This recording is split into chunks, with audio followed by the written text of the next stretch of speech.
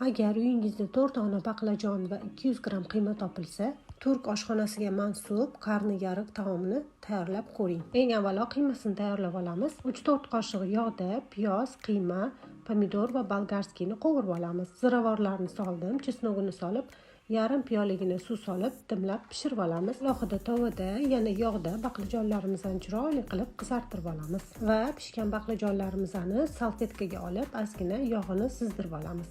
Ustini bezash uchun bulg'or qalampirini men ozgina yog'da qovurib oldim.